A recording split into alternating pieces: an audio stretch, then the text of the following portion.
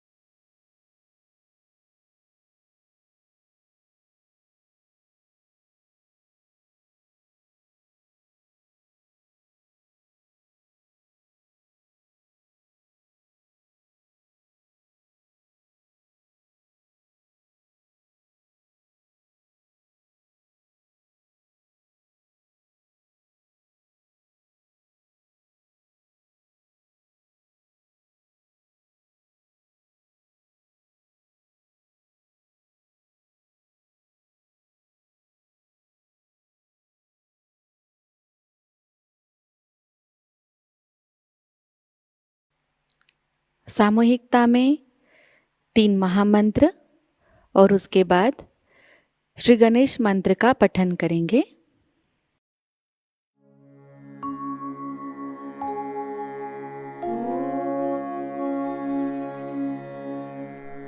त्वमेव साक्षात् श्री महालक्ष्मी महासरस्वती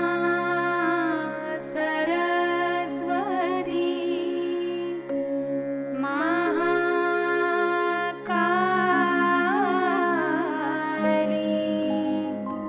त्रिगुणात्मिका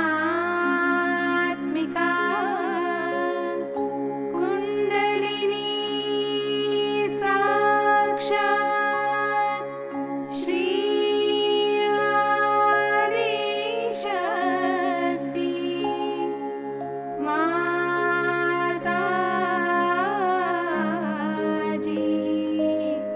श्री निर्मला देवी नमो नमः।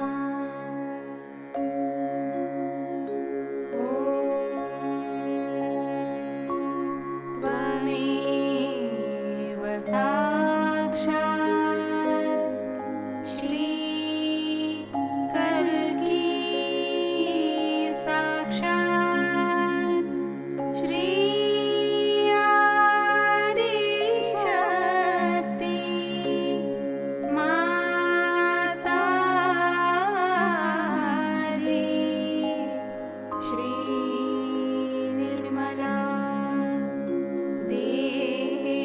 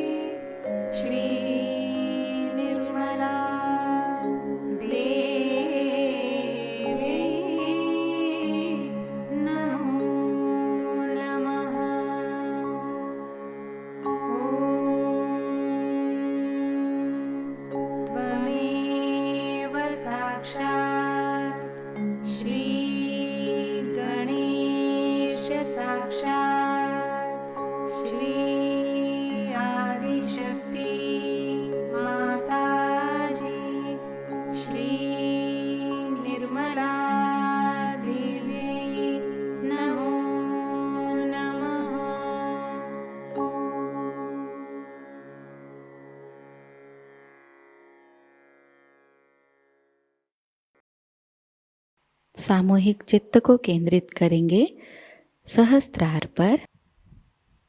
परम पूज्य श्री माता जी कृपावंत होकर हमें निर्विचार अवस्था प्रदान कीजिए।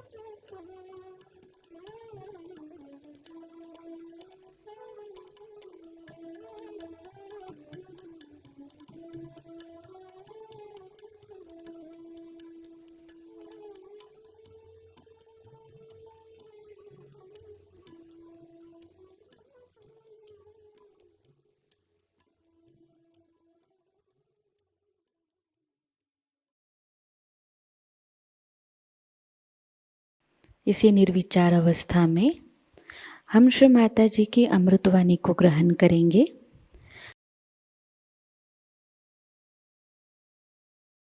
अब इसी तरह से ये 3 गुण हमारे अंदर है। इच्छा शक्ति से जो हमारे अंदर गुण आता है वो तमोगुण, और जो क्रिया शक्ति से हमारे अंदर उत्पन्न होता है वो रजोगुण, और हमारे धर्म की शक्ति से जो हमारे अंदर गुण उत्पन्न होता है वो है सत्वगुण।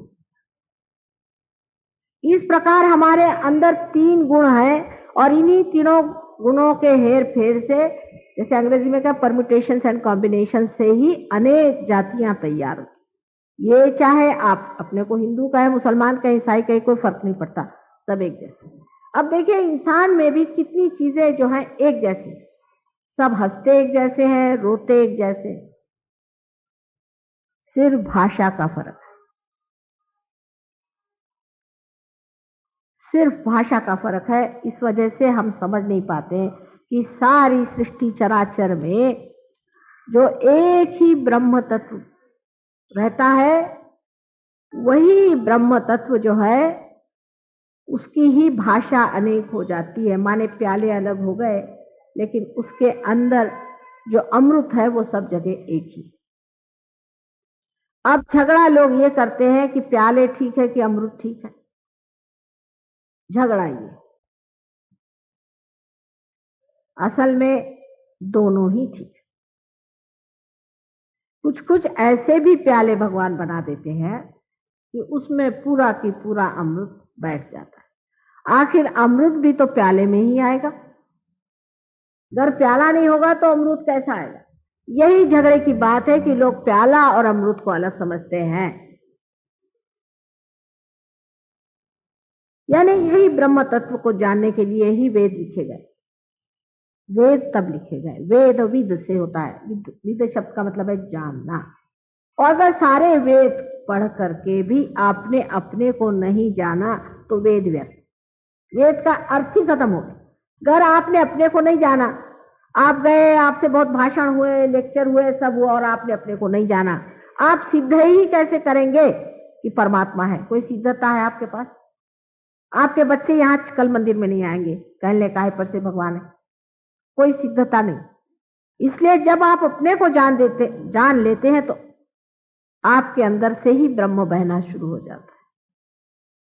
मैं यहाँ आपको वही चीज देने आई हूं जिसको आप हजारों वर्षों से खोज रहे थे, जो आपकी अपनी है, आपकी अपनी ही है, सिर्फ मुझे कुंजी उसकी मालूम है। मैं कुछ अपना नहीं दे रही हूं, आपका जो है आप ही को सौंपने आई।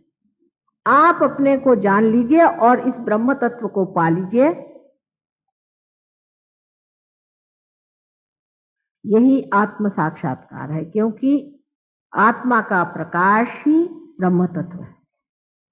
यही परमात्मा का साक्षात्कार है, क्योंकि आत्मा को जाने बगैर आप परमात्मा को नहीं जान सकते। बगैर आंख के आप देख नहीं सकते, उसी तरह जब तक आपके पास आत्मा नहीं होगी आप परमात्मा को जान नहीं सकते। लेकिन मैं कहूं आप आत्मा को जानिए, आत्मा को जानिए, तो आप भी रटे आत्मा को जानिए, आत्मा को जानिए। रटने से नहीं जान सकते, इसको पाना होगा, ये घटना घटित होगी। अब अपने देश में 3 तरह की व्यवस्था इन 3 तरह की चीजों से होती रही। पहली तो व्यवस्था ये हुई कि हम इस ब्रह्म तत्व को जाने, उसके लिए कुछ क्रिया करें, होम करें, हवन करें, निराकार ही को सोच रहे थे उस वक्त। उन्होंने साकार की बात तब नहीं करी, उस वक्त उन्होंने निराकार की बात की कि हम निराकार को जाने, होम करें, हवन करें, ये करें, वो करें, मंत्र कहें, किसी तरह से जागृति हो जाए। इसके फलस्वरूप संसार में अवतरण हुए। जब आपने अमृत को माना, जो कि निराकार है, वो साकार होकर संसार में आया, उसको आना ही पड़ेगा। अगर साकार नहीं आएगा तो आप कैसे जानिएगा? जैसे कि एक दीप की लौ आप देखिए, दिखने को उसमें आकार है वैसे, लेकिन सब दूर फैली हुई। उसी प्रकार निराकार साकार नहीं होगा तो आप निराकार को जान ही नहीं सकते। इसीलिए संसार में अनेक अवतरण हुए। उसमें से श्री विष्णु जी के अवतरण हुए। उसकी वजह है कि श्री विष्णु जी यही हमारे अंदर धर्म की संस्थापना करते हैं और हमारा उत्क्रांति का मार्ग बनाते हैं, इसलिए विष्णु जी की स्थापना। इसका मतलब कभी भी नहीं कि शिव जी का कोई महत्व नहीं। बहुत से लोग हैं, भाई हम विष्णु जी को मानते हैं, शिव जी को नहीं मानते। ये तो ऐसा ही हुआ कि हम अपनी नाक को मानते हैं और आंख को नहीं मानते, जब एक ही शरीर के अंग प्रत्यंग वो है। समझ लीजिए विराट जो श्री विष्णु का सबसे बड़ा स्वरूप है, उसके अंदर अगर उनका हृदय है तो उसमें शिव जी बसे हुए। और ब्रह्मदेव जो है वो उनकी क्रिया शक्ति को संभाले हुए। उन्होंने क्रिया करके सारी सृष्टि रची, सुंदरता से सब कुछ बनाया। पंच महाभूतों को लेकर के उन्होंने सारी सृष्टि को बनाया। और जब लोगों ने इस पंच महाभूतों की ही सोचा कि इनकी सेवा करने से या इनको जागरूक करने से हम परमात्मा को जाने, तब वो साक्षात परमात्मा के जो विष्णु स्वरूप जो अंग है, कहना चाहिए विष्णु स्वरूप जो उनके अवतरण है, वो हुए संसार में। आप जानते हैं कि दशावतार हुए, अब हुए कि नहीं हुए इसकी सिद्धता देने के लिए हम आए इस संसार। क्योंकि किसी ने बता दिया इसलिए आपने विश्वास कर लिया, लेकिन ये 10 अवतरण हुए हैं और इन्हीं अवतरणों के सहारे ही हमारी उत्क्रांति हुई। माने पहले सब लोग मछलियों में थे, समुद्र में ही पहले जीव धारणा हुई है, सब लोग कहते हैं। और उसके बाद कुछ मछलियां बाहर की ओर चली आई। उन मछलियों को पहले बाहर लाने वाला मत्स्य अवतार हुआ, वो श्री विष्णु का स्वरूप था। उसके बाद आप जानते हैं कि वो 10 रूप में आते रहे। ये अगुवाई करने के जो कार्य है वो परमात्मा को ही करना पड़ा। ये परमात्मा का कार्य, इसे मनुष्य नहीं कर सकता या एक मछली नहीं कर सकती। इसलिए पहले जो अगुवाई करने का काम था उसके लिए साक्षात परमात्मा संसार में अवतरित हुए, इसमें कोई शक नहीं। लेकिन जब लोगों ने दूसरी चीज शुरू कर दी, भक्ति, कि परमात्मा तो संसार में अवतार ले रहे हैं, इसको समझ के उन्होंने भक्ति शुरू कर ली, तो उसी में लिपट गए वो।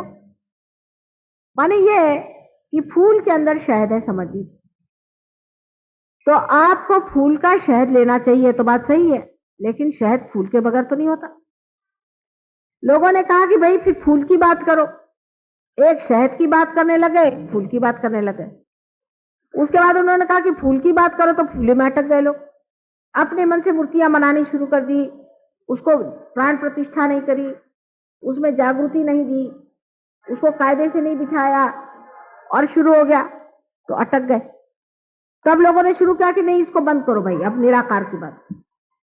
तो कभी निराकार से साकार में जाए, साकार से निराकार में जाए, ये झगड़ा चलता है। और झगड़ा कोई है ही नहीं, एक के बगैर दूसरा नहीं है, दूसरे के बगैर पहला नहीं, ऐसी सीधी बात है ही। क्योंकि दोनों ही बातें बन गई, एक ने फूल की बात करी और एक ने शहद की करी, और दोनों ही बातें ही रह गई, बातें ही रह गई, बातें ही रह गई, आज तक बातें ही रह गई। तो दोनों ही बात सही है, वो भी सही है और ये भी सही है। उसका खंडन इसलिए हुआ, उन्होंने खंडन इसलिए किया कि जब जनसाधारण में देखा कि एक तरफ खूब बह के चले जा रहे, तो उनको खींच के दूसरी तरफ ले आए, बाबा यहां ठिकाने से।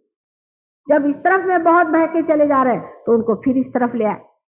जो ला रहे हैं वो एक ही इंसान है, उनका नाम है दत्तात्रेय जी। आदिनाथ है, आदि गुरु है। वही अनेक बार संसार में आए, उन्होंने कहा कि भाई हाँ ठीक है, अवतरण हुए, मानिए इसे। लोग अवतरण को चिपक गए, राम राम राम राम, रास्ते पे चलिए तो राम राम, बाजार में जाओ तो राम राम, इधर देखो तो राम राम। कोई किसी की अकल नहीं रह गई कि इस तरह से राम का नाम नहीं लेना चाहिए हर समय। राम को आप कितना सस्ता किए दे रहे हैं, उसका भी एक तरीका है। तो अब फिर उन्होंने कहा कि चलिए ये बात बंद करिए। वही उनके अनेक अवतरण हुए हैं, उन्होंने अपना ही इसलिए खंडन किया। वही संसार में राजा जनक के रूप में आए थे, और राजा जनक ने एक नचिकेता को ही आत्म साक्षात्कार दिया था। राजा जनक के बारे में आप जानते हैं कि उनको लोग विदेही कहते हैं, और उनसे लोगों ने पूछा कि भाई आपको विदेही कैसे कहते हैं। नारद ने कहा कि तुमको विदेही कैसे कहते हैं, तुम तो संसार में रहते हो और तुम विदेही हो। तो बहुत आसान है भाई, ऐसा करो शाम को बात करना, अभी तो तुम एक काम करो, कटोरे में दूध है उसे लेके चलो और शाम को मुझे बताना। अब वो दूध कटोरा ऐसा था कि उसमें दूध छलक जाएगा। उसने कहा एक बूंद भी नहीं छलकना चाहिए, उसी को देखते रहना और छलकना नहीं चाहिए एक बूंद, तब मैं बताऊंगा कि मुझे विदेही क्यों कहते।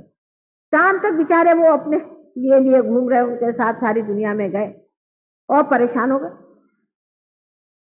जब शाम को लौटे तो उनका आप तो बताइए मैं तो तंग आ गया, सारा दिन इस तरह आपके साथ घूमता रहा। कहने का पहले ये बताओ कि तुमने क्या देखा। उन्होंने क्या देखा, मैं क्या देखता, मैं तो पूरी समय दूध ही देखता था कि गिर न जाए। पहले मैं प्रोसेशन में गया, फिर मेरे बड़ा भारी दरबार था, वहां नृत्य हुआ, कुछ नहीं देखा तुमने? पहले कुछ नहीं देखा। राजा जनक ने कहा कि बेटे मेरा यही हाल, मैं कुछ देखता नहीं हूं, मेरा सारा चित्त, मैं अपना देखते रहता हूं कहीं छलक न जाए, मेरा सारा चित्त वही। यह अवतरण है, राजा जनक भी एक अवतरण है, बहुत बड़ा अवतरण है। वो इस संसार में गुरु के रूप में आए।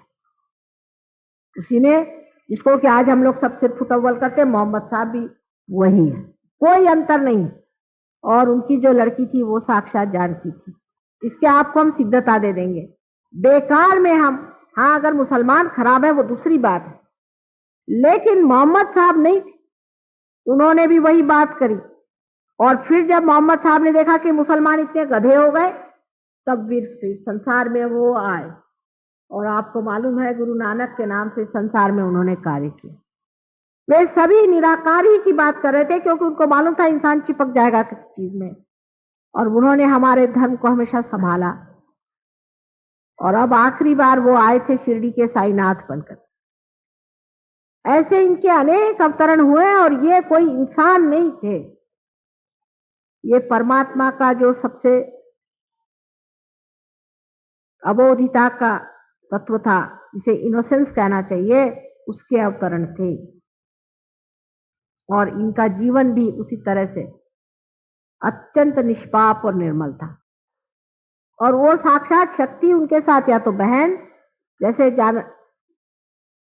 जनक की लड़की सीता जी थी, मोहम्मद साहब की लड़की फातिमा थी, और आपको मालूम है कि गुरु नानक की बहन नानकी, ये जानकी साक्षात थी। इसमें कोई शंका की बात नहीं है मेरे लिए, लेकिन आपके लिए हो सकती। लेकिन इसको मैं सिद्ध कर सकती हूँ, क्योंकि जब तक आपके आंख नहीं आती आप इसको नहीं मान सकते, ठीक है। लेकिन आपको आंख देने पर तो आपको मानना ही पड़ेगा कि सफेद सफेद है, झूठ झूठ है। तो किस बात का झगड़ा है फिर? ये तो अंधेरे में लोग आपस में मार रहे हैं। एक बार आंख खुलने पर मैं बताती हूँ आपसे, आप सारे संसार की जो ये सबसे बड़ी माया है, इसको पहचान लेंगे। ये सब लोग एक हैं, इनमें कोई अंतर नहीं। अब जो हमने वेद वगैरह रचे, और जिससे हमने पंचमहाभूतों का हमने कहा कि पंच महाभूतों को मानिए और उनके हिस्से करिए, ठीक है, तो निराकार की बात हो गई। लेकिन साकार भी चीज है, भक्ति भी है, और साकार परमात्मा राम, श्री राम, परशुराम, इतना ही नहीं, श्री कृष्ण साक्षात इस संसार में आए, अवतरण उन्होंने किया। ये साक्षात श्री विष्णु के अवतरण है, इसमें कोई भी शंका की बात नहीं मेरे लिए। और शिव अवतरण नहीं लेते, शिव का अवतरण नहीं होता। ब्रह्मदेव ने भी एक दो अवतरण लिए, लेकिन शिव जी ने कभी अवतरण नहीं लिया, क्योंकि वो सदा शिव है। विष्णु के अवतरण हुए हैं, और उन अवतरण में आपको जान लेना चाहिए कि उन्होंने संसार में आकर के हमें आज मनुष्य बना दिया, उनकी वजह से हम बने, और उन्हीं के वजह से हमने ये भी जाना है कि संसार में अवतार आते हैं। लेकिन श्री कृष्ण ने ये बातें सिर्फ एक अर्जुन से बताई, एक अर्जुन से बताई, सबसे नहीं बताई, सब जनसाधारण को बताने की बात है। भक्ति का मार्ग चल रहा था, भक्ति में लोग आवाहन कर रहे थे परमात्मा को, और इधर लोग जो है वेद में वो लोग वे पंच महाभूत थे, उनको जागरूक कर रहे थे। और एक बहुत गुप्त तरीके से दूसरा जो मार्ग बन रहा था, उसमें राजा जनक जैसे लोग प्रयत्न कर रहे थे कि आत्मा का साक्षात्कार हो जाए, लेकिन ये बात गुप्त थी। श्री कृष्ण ने भी ये बात सिर्फ अर्जुन से बताई, और वो भी घूम फिरा के बताई, क्योंकि उन्होंने देखा इनकी अभी समझ में आ नहीं रही बात। अब गीता पे फिर मैं कभी बोलूंगी, आज तो इतना समय नहीं। अब जब हमने देखा बाद में कि लोगों में ऐसा है और लोग बेकार में झगड़ा कर, तब स्वयं नानक जी संसार में आए थे, और उन्होंने बताया कि बेकार में आप झगड़ा कर रहे हो, क्योंकि उन्होंने सोचा कि मैं ही तो था और मेरी ही जगह अब ये मेरे ही शिष्य लोग अब झगड़ा कर। तो उन्होंने आके समझाया, भाई क्यों झगड़ा कर रहे हो, वो चीज एक ही थी, चीज एक ही थी।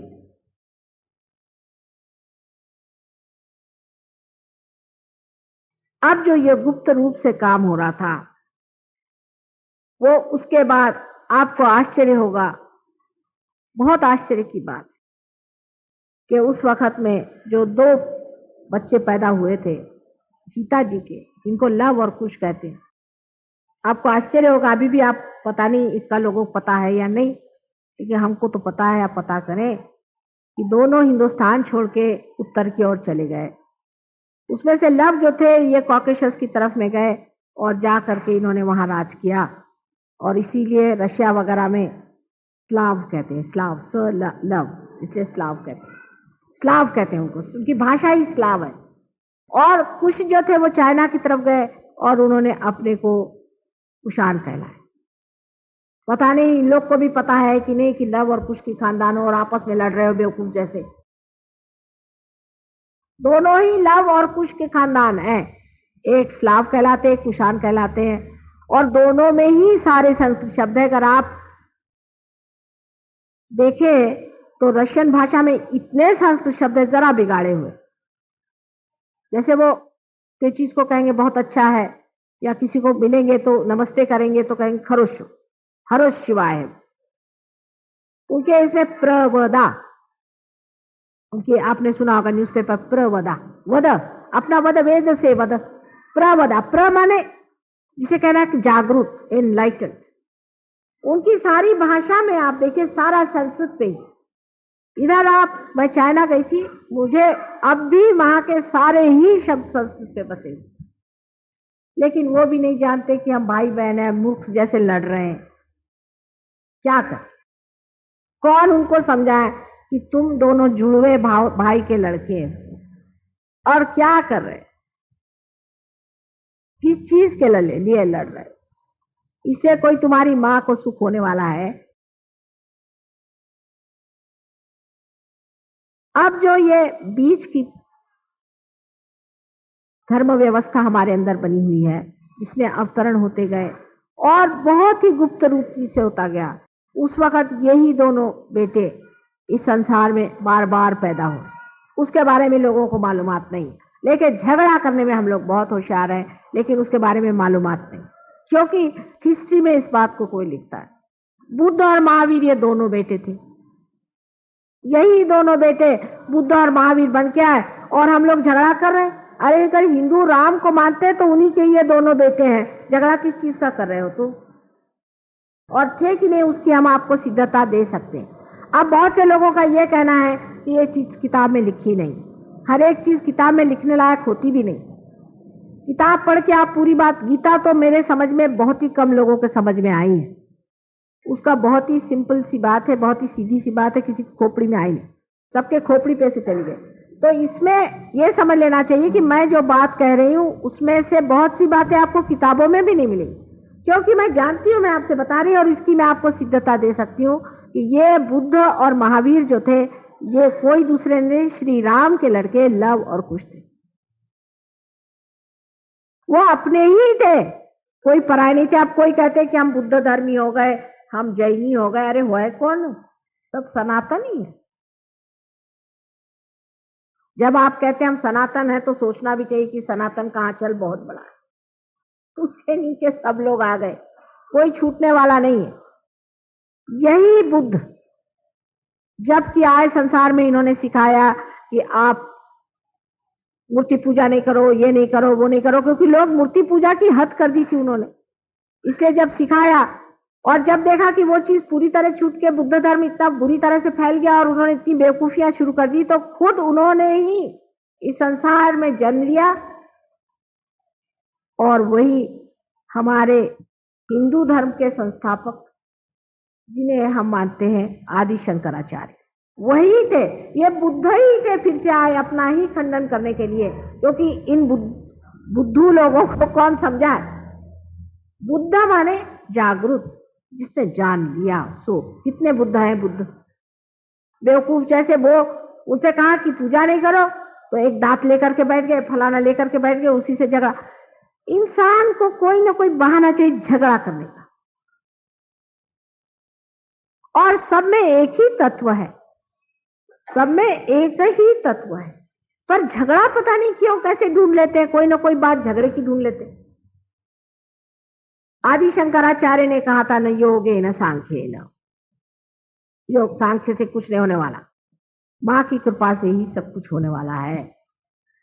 उन्होंने बहुत बड़ी किताब एक लिखी थी, विवेक चूड़ामणि। पता नहीं आप लोग पढ़ते हैं कि नहीं, पढ़ते होंगे जरूर, क्योंकि आप सनातन धर्मी हैं। तो जिन्होंने इसकी संस्थापना करी वो तो पढ़ते ही होंगे। इतनी बड़ी किताब विवेक चूड़ामणि लिखने के बाद उन्होंने दूसरी किताब लिखी जो सौंदर्य लहरी है। पता नहीं आप लोग पढ़े होंगे। सारा उसमें मां का वर्णन है पूरा, यहां तक कि उनका आकार प्रकार, उनका तौर तरीका, उनको कौन सा तेल पसंद है, सर में कौन सा तेल लगाती है, सारा बारीक लिखे। विवेक चूड़ामणि तो इतनी बड़ी भारी चीज लिख दी, और अब ये मां का वर्णन क्या लिख रहे, पहले उसके सिवाय इलाज नहीं, मां के सिवाय इलाज नहीं, वही सब करेगी, ये शक्ति का काम। इसलिए हम सब शक्ति के पुजारी हैं। आप किसी भी धर्म में रहें, आप सब शक्ति के पुजारी हैं। वेद में मां को ई करके कहा गया, ई शब्द से, उसका शब्दों का फर्क है, लेकिन शक्ति को ही पाना है। और शक्ति भी क्या शक्ति है, ये ब्रह्म की शक्ति है। और ब्रह्म क्या है, ये परमात्मा की इच्छा और परमात्मा का प्यार है। अगर परमात्मा को आपसे प्यार नहीं होता तो ये सरदर्द वो क्यों लेते। ये सारी सृष्टि बनाना भी एक बड़ा भारी सरदर्द है। इतनी सारी सृष्टि उन्होंने बनाई क्योंकि उनका आपसे प्यार था, और आज भी उसी प्यार में वो चाहते हैं कि आप उनके साम्राज्य में उतरे। ये सारे झगड़े हैं, झगड़ों में कुछ नहीं। सबसे बड़ी सनातन बात यह है कि हम ब्रह्म शक्ति से बने और हमें उसको पाना है। और अगर आपने उसे जाना नहीं तो आपने शक्ति को पाया नहीं। कहने लगे कि मैं, वहां वारकरी लोग होते हैं, एक एक महीना 2-2 महीना पैदल चल के जाते हैं। वो हुआ, मैं वहां पैदल चल के जाता था, महीना महीना पैदल चलता था, वहां जाता था तो मेरा सर ही फोड़ देते थे लोग, और उसमें परेशान हुआ, भगवान नहीं मिले। फिर मैंने सोचा अब और कोई सा धर्म कर ले। फिर मैंने सब धर्म किए, ये धर्म किया, वो धर्म किया, मेरे हाथ पैर टूट गए, मेरी हालत खराब हो गई, मेरी तंदुरुस्ती चौपट हो गई। मैंने कहा ये कैसा भगवान है जिसको मैं खोज रहा हूं, और मैं उसकी मेरी तंदुरुस्ती भी चौपटा देगा तो मैं कैसे उसको जानूंगा। और जब उन्होंने जाना कि हम वहां गए हुए हैं तो हमसे मिलने आया और कहने लगे, माँ अब बताओ मैं क्या करूं। मैंने कहा बेकार में तुम इधर से उधर अपनी दल बदलते रहे। अपने माथे पे लिखा हुआ रोज बदलने से कुछ नहीं होता कि मैं फलाना हूं ढिकाना हूं। तुम सिर्फ इंसान हो पहली बात, और दूसरे तुम परमात्मा के पुत्र हो, तुम आत्मा हो और कुछ नहीं, उसको तुम्हें पाना है। इस तरह से अपने ऊपर ब्रांड मत मारो, लड़ाई झगड़े होते। आत्मा ही सनातन है, उसको पाना है। आत्मा ही चीज है जिसे पाना है। सबने यही कहा है कि क्यों भाई इधर उधर भटकते हो, अपने ही अंदर खोजो, अपने ही अंदर आत्मा है। जब आप आत्मा को पाइएगा तभी आपको पता होगा कि इन सब मूर्तियों का भी क्या अर्थ है, ये क्या चीज है और इसका हमारे अंदर स्थान कहाँ है। उनको जागरूक कैसा करना, इनको जागरूक कैसा करना, इनकी प्राण प्रतिष्ठा कैसे करना। तो सिर्फ ब्रह्म की बात ही नहीं है, ब्रह्म का पाना है, और उसके बाद इस सारे ब्रह्म विद्या को आपको पूरी तरह से जान लेना। सारी ब्रह्म विद्या आप जान सकते, यही सहज योग है। इसको सहज कहते हैं क्योंकि सहज आपके साथ पैदा हुआ। आपके अंदर कुंडलिनी शक्ति है जो आपके साथ पैदा हुई। ये जीवंत है, कोई मरी हुई चीज नहीं है, जीवंत है। जैसे कि अंकुर होता है उस तरह से आपके अंदर वो स्थित है। वो जागृत हो जाती है, और वो जागृत होने के बाद आपके अंदर से ठंडी ठंडी हवा जैसी चैतन्य की लहरियां, जिसका वर्णन आदि शंकराचार्य आदि सब ने किया हुआ है, ईसा मसीह ने भी किया है, वो बहने लग जाती है और आप अपनी शक्ति को प्राप्त होते। और उसके बाद इस ब्रह्म को प्राप्त करने के बाद आपको ब्रह्म विद्या जाननी है। हिंदुस्तान में भी सहयोग बहुत जोर से फैल रहा है, लेकिन इसका ज्यादा हिस्सा महाराष्ट्र में बहुत ज्यादा चल रहा है।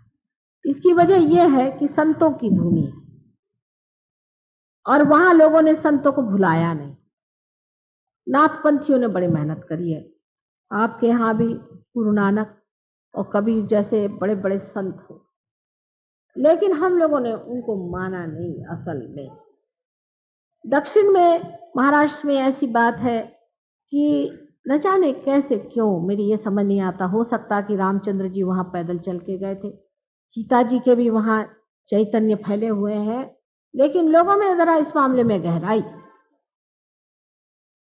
वो इस बात को जानते हैं। और ज्ञानेश्वर जी ने बहुत साफ साफ लिखा था कि कुंडलिनी नाम की शक्ति हमारे अंदर है और वो अम्बा स्वरूप माता जी जब होंगी तभी आपको उसकी प्राप्ति हो सकती, आदि अनेक चीजें उन्होंने लिख के रखी है।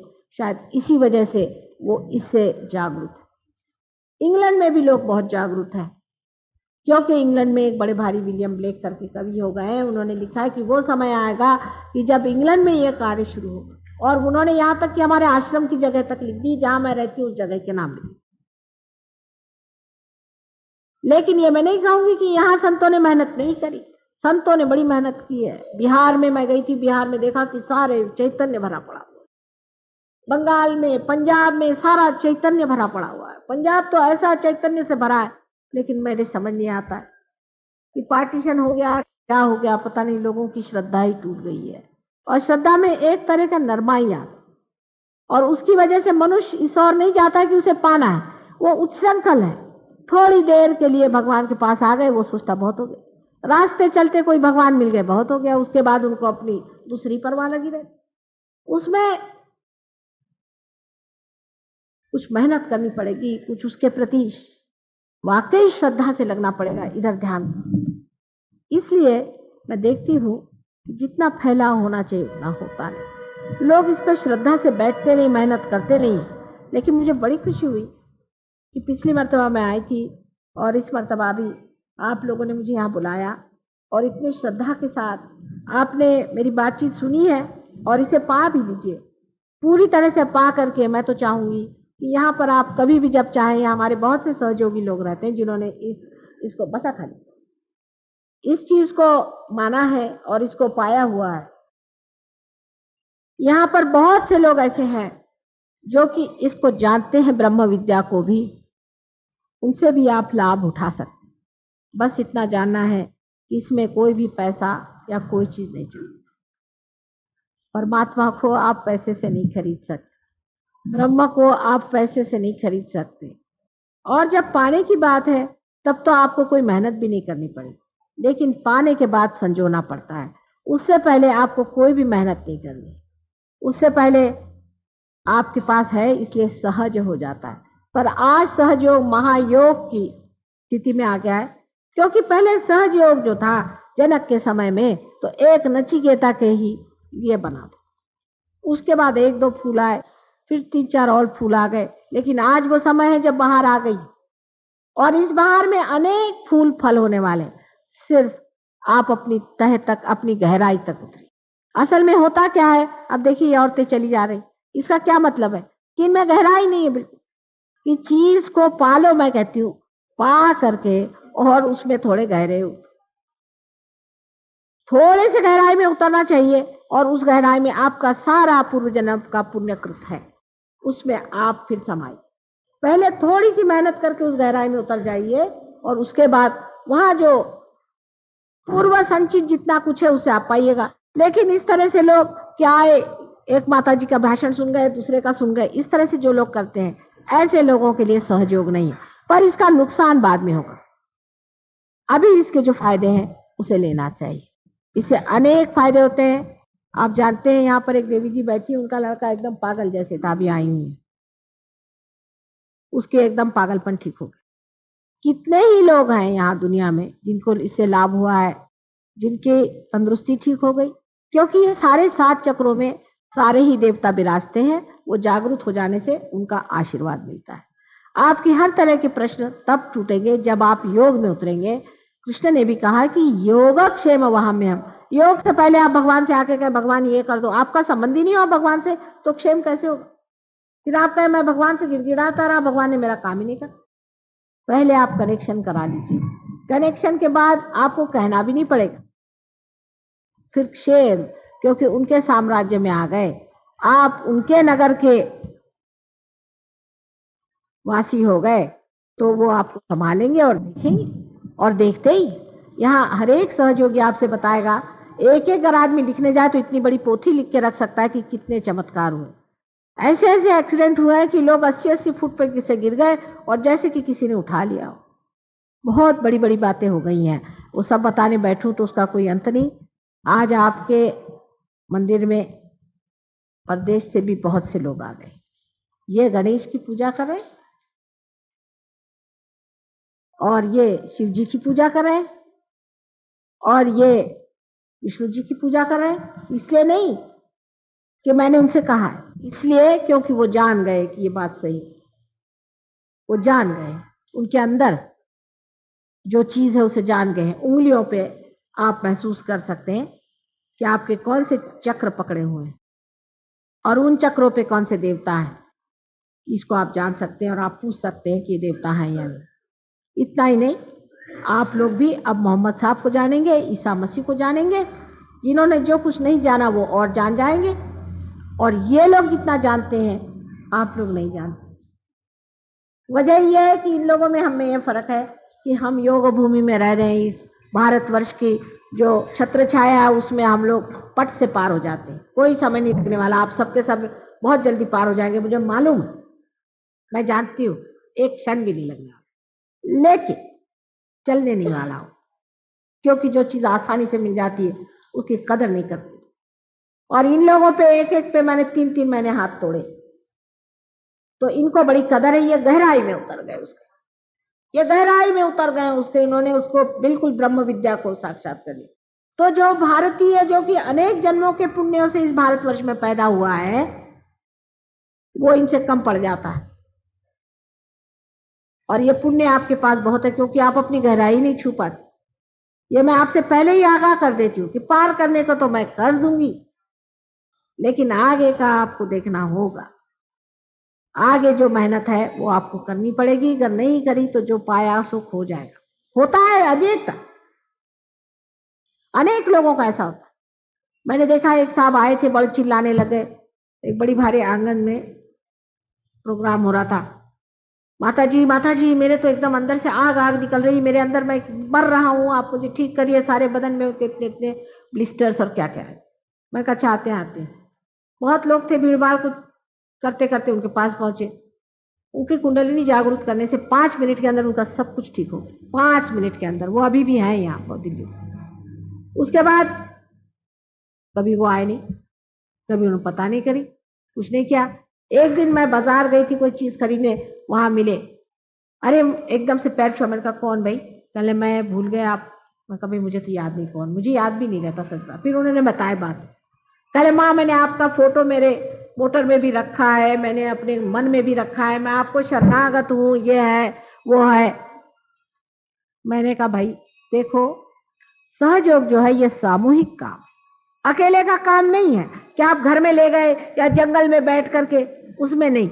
जहां 10 लोग बैठेंगे वहीं हम रहेंगे, और जहां एक अकेला सोचेगा कि माँ को हम हत्या ले तो हम हाथ आने वाले नहीं। ऐसे हमें लोग नहीं चाहिए। वो चाहिए जो सब मिलकर के काम करे। और फिर 1 साल बाद फिर पहुंचे कि मुझे फिर कोई तकलीफ होने लगी। मैंने कहा अब आ गए आप ठिकाने? तो कह लगे क्या माँ मुझे सजा मिली? मैंने कहा सजा नहीं मिली। जिस छत्र छाया में बैठना है उसको छोड़ के आप चले गए, तो उसे वो छत्र छाया क्या करे? फिर से उस छत्र छाया में जा। ये सामूहिक कार्य है, और इस सामूहिक कार्य को सबको सामूहिक तरीके से करना है। अगर आप चाहें कि माँ का फोटो हम घर में ले गए और रोज हम आरती पूजा करते हैं, तो बात मुझे मंजूर ही नहीं। सबको एक होना है। ये बहुत बड़ा सामूहिक कार्य है। सबको मिलजुल के रहना है, सब भाई बहन है, और है कि नहीं वो आप उसका साक्षात करेंगे। जो लोग सहयोग में इस तरह से ब्रह्म विद्या को पाते हैं, उनके बहुत से प्रश्न दूर हो गए, उनकी तंदुरुस्तियां ठीक हो गई, उनके मन ठीक हो गए, खानदान ठीक हो गए, आपस के रिश्तेदारियां ठीक हो गई हैं, और सबसे बड़ा तो उनका लक्ष्मी तत्व भी जागृत हो गया है, जिससे बहुत रईस तो कोई नहीं होता, इसमें कोई चीज बहुत नहीं होती, अतिशयता तो होती ही नहीं, लेकिन समृद्ध हो गए, समर्थ हो गए हैं और आनंद में रह रहे हैं और दूसरों का भला कर रहे हैं, अपने को भी ठीक रखें और दूसरों को भी ठीक रखें। सहयोग में पार होने के बाद आप लोगों की जागृति कर सकते हैं और लोगों को पार करा सकते हैं। ये शक्ति आप में, कोई भी हो, पढ़ा लिखा नहीं हो, कुछ नहीं, उससे फर्क पड़ता। कौन साधु संत पढ़े लिखे थे, इसको पढ़ने की जरूरत नहीं, ये अंदर होता है। आजकल संसार में बहुत से बड़े बड़े लोग जन्म ले रहे हैं, बहुत से बड़े बड़े जीव जन्म ले रहे हैं, और ये लोग सब पैदाइशी ही पार हैं और वो जानते हैं कुंडलिनी का शास्त्र। यहाँ भी बहुत से बच्चे ऐसे हैं कि बचपन से कुंडलिनी शास्त्र जानते हैं। हमारे भी ये है नातिन है, और हमारे 3 तो नातिन है और एक लड़का है, वो भी चारों की चारों पार है और बचपन से ही ये कुंडलिनी का पूरा शास्त्र जानते हैं, उनको मालूम। छोटे छोटे बच्चे भी, बड़े 6-6 महीने के बच्चे भी आपको दिखा देंगे। अभी एक लड़की लाए थे, पार है 6 महीने की, वो भी बता रही थी कौन सा चक्र पकड़ रहा है, बराबर उंगली मुंह में डालती थी और बराबर बता रही थी कौन सा चक्र। इतने ज्ञानी लोग आज पैदा हो रहे हैं, और उनको जानने के लिए पहले आपको ऐसे माँ बाप बनना चाहिए, नाना नानी या बाबा दादी बनना चाहिए कि जिससे आप उनको समझ सकें। और बहुत बड़ा काम संसार में होने वाला है और उसकी तैयारी करें। आज यहीं तक कहूंगी, और बाद में अगर कभी मौका होगा तो कल की बात कहूंगी, जो अच्छी नहीं इतनी रहेगी, क्योंकि उसमें फिर कोई आपको समझाने वाला नहीं रहे, तो उसमें फिर आखिरी सफाई का मामला है। वो समय आने से पहले ही सब लोग पार हो जाए। जिसके लिए आपने आज तक भगवान को माना, उसका आप साक्षात करें और उसे लें, यही मुझे आप सबसे विनती है। और मैं माँ के रूप में आपको समझाती हूँ, किसी की भी बात का बुरा न माने, और इसको बुद्धि पर न बैठाएं चौखट पे कि माँ ने ऐसा क्यों कहा, माँ ने वैसा क्यों कहा। मैं एक भी बात झूठ नहीं बोलती हूँ, और मुझे आपसे कुछ भी लेने का नहीं, इलेक्शन भी जीतने का नहीं, मेरा कोई लेना नहीं बन पड़ता है, बस देना ही देना है। इसलिए आप इस तरह की बेकार की बातें कभी ना सोचना कि माँ ने ऐसे क्यों कहा, वैसे क्यों कहा, क्योंकि माँ को सच बोलना पड़ेगा। हालांकि बहुत मिठास से बता रही हूँ सब बात, लेकिन हो सकता है कि बुद्धि है ना, मैंने कहा हर चीज को पकड़ लेगी जिससे झगड़ा खड़ा करे, और यह आप ही से झगड़ा आप अपना कर रहे हैं और किसी दूसरे से नहीं, क्योंकि आपको अपनी शक्ति पानी है, आपको समर्थ होना है, और आपको अपनी आत्मा को जानना है, इसमें कोई शक नहीं। और वही कार्य है, उसको उसमें मामले में बेकार के झगड़े अपने ही से मत करें, आप अपने ही से झगड़ा मत करें। आपने पढ़ा लिखा होगा, उसको एक तरफ रख दीजिए। सारे पढ़ने लिखने से भी ऊंची जो चीज है, आत्मा को पढ़ लेना। एक ही अक्षर प्रेम का, पढ़े सो पंडित हो। ये प्रेम वो नहीं है कि अपने बच्चों को प्यार करो, रही इसको प्यार, ये प्रेम नहीं, ये परमात्मा का प्रेम जो ब्रह्म शक्ति के रूप में आप में से बहना शुरू हो जाता है, इसे आप प्राप्त करें। बहुत बहुत धन्यवाद आप लोगों का। इसी अवस्था में हम कुछ समय निशब्द ध्यान में बैठते हैं।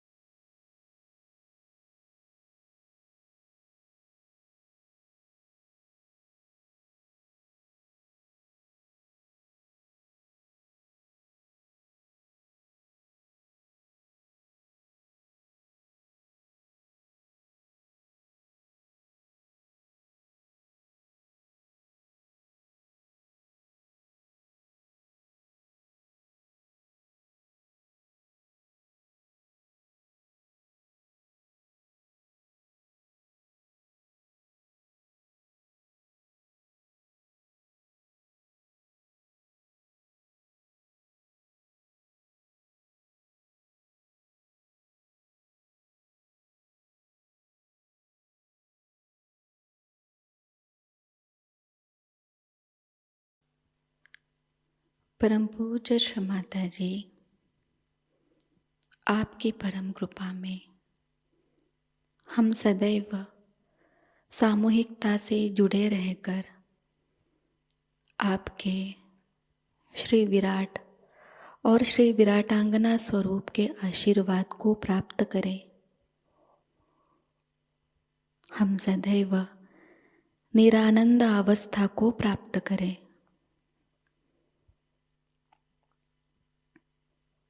श्री माता जी, आपकी परम कृपा में अपने प्रकाशित ज्ञान से अनन्य भक्ति में उतरकर हम सहयोग का प्रत्येक कार्य करें और उस कार्य को करते समय हम अकर्म अवस्था को प्राप्त करें। श्री माता जी, आपकी परम कृपा में हम सब प्रकाश बनकर इस विश्व का आध्यात्मिक उत्थान के मार्ग में मार्गदर्शन करें।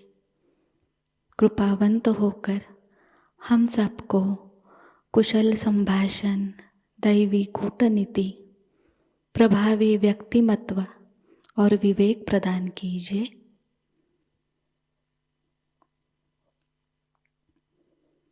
श्री माता जी, आज का यह सामूहिक ध्यान हम आपके श्री चरणों पर समर्पित करते हैं। कृपावंत होकर हम सबको और इस विश्व को आशीर्वादित कीजिए। परम पूज्य श्री माता जी को प्रणाम करेंगे और सामूहिकता में कुंडलिनी चढ़ाकर बंधन लेंगे।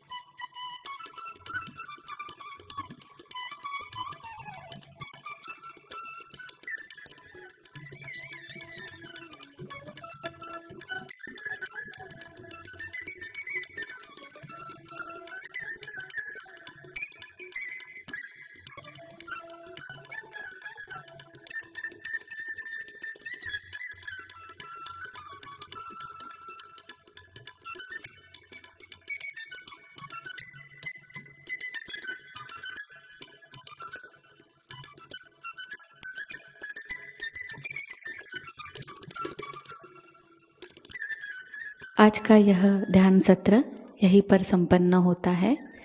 जय श्री माता जी।